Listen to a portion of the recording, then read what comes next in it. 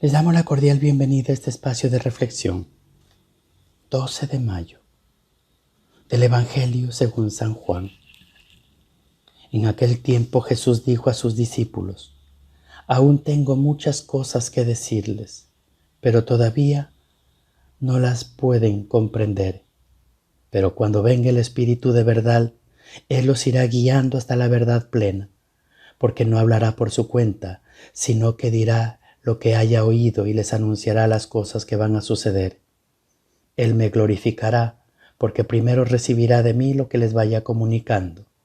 Todo lo que tiene el Padre es mío, por eso he dicho que tomará de lo mío y se los comunicará a ustedes. Palabra del Señor. Gloria a ti, Señor Jesús. Nos encontramos con un texto muy significativo en la predicación de Pablo.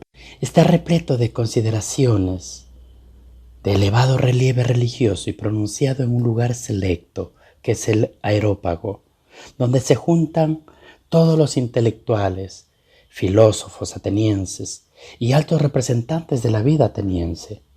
Pablo llega a Atenas en huida nocturna desde Barea, a donde se había desplazado judíos de Tesalónica no con buenas intenciones. Pablo habla en el ágora, en primer lugar.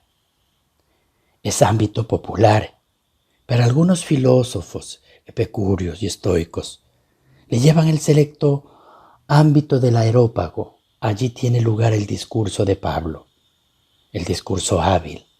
Pablo se sorprende por la exagerada religiosidad de los atenienses, que le lleva a inundar de ídolos la ciudad y de tener incluso un altar al Dios desconocido. Ese Dios desconocido es para Pablo su Dios, el de los cristianos. El discurso es una proclama del Dios único frente al politeísmo y ateniense, un Dios cuya única imagen es el verdadero ser humano, no las esculturas que le representan. En Él vivimos, nos movemos y existimos.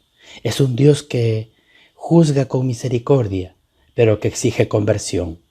Para conseguir la conversión, ha enviado un hombre excepcional a quien ha resucitado de entre los muertos.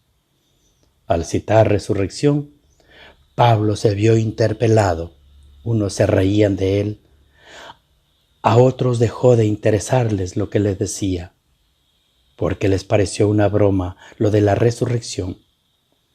El grupo de intelectuales al que se dirigía estaba compuesto sobre todo de los epicúreos, que no tenían ningún interés por la resurrección.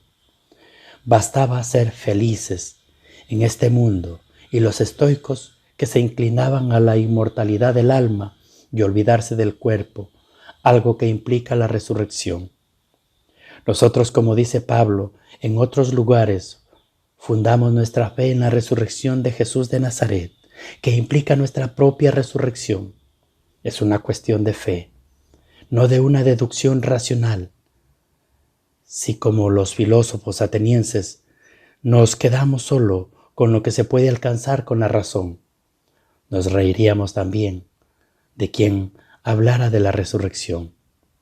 En consecuencia, fortalezcamos nuestra fe en la resurrección, y eso se hace, como dice Pablo, buscando las cosas de arriba, el amor más fuerte que la muerte, la verdad imperfecta, plena tras la muerte, la presencia de Dios en nuestras vidas, aquí como en una imagen, luego visto cara a cara, como también dice el apóstol Pablo.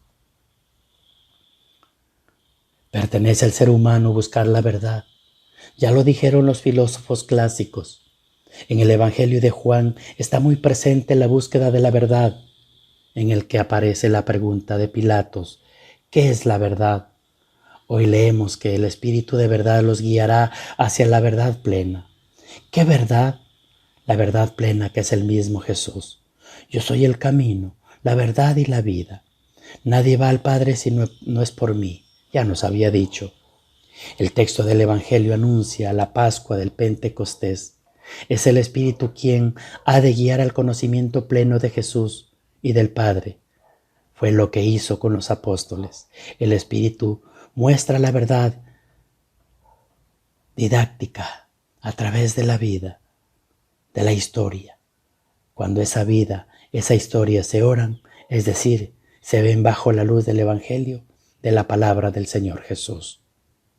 Es necesario que preparemos y nos preparemos para la Pascua de Pentecostés. Es necesario abrirnos al Espíritu de Jesús, del Evangelio, que es el mismo Espíritu Santo que nos va conduciendo a la vida, pero también para que la vayamos interpretando mejor. Nosotros seguimos teniendo en este problema del lenguaje.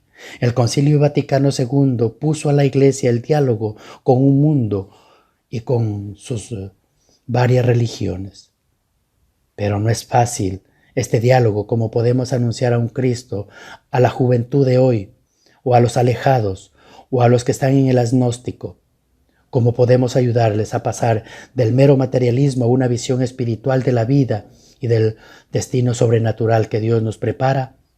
¿Cómo podemos tomar como puntos de partida tantos valores que hoy son apreciados: la justicia, la igualdad, la dignidad de la persona, la ecología, la paz, para pasar claramente el mensaje de Jesús que nos propone en su persona y en su evangelio como la plenitud de esos y de otros valores?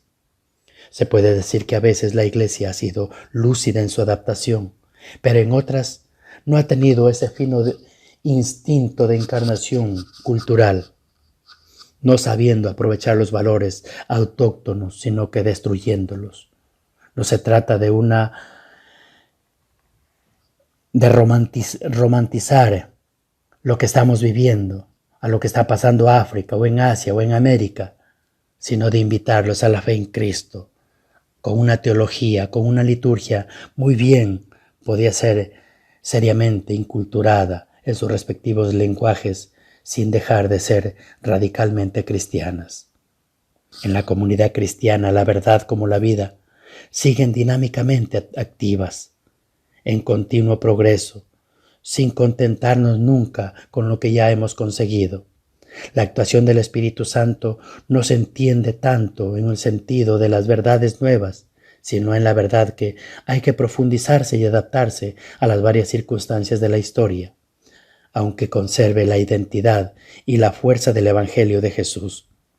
El Espíritu sigue estando animado, guiando, dejándose guiar por el Maestro, y ese Maestro interior de los cristianos, y de modo particular el Maestro de los responsables de la Iglesia, y sobre todo cuando se reúnen para discernir junto con los caminos del Señor, como sucedió en Jerusalén y a lo largo de la historia y de tantos concilios y sínodos universales o locales que se hayan celebrado. Gloria al Padre, al Hijo y al Espíritu Santo, como era en el principio, ahora y siempre, por los siglos de los siglos. Amén.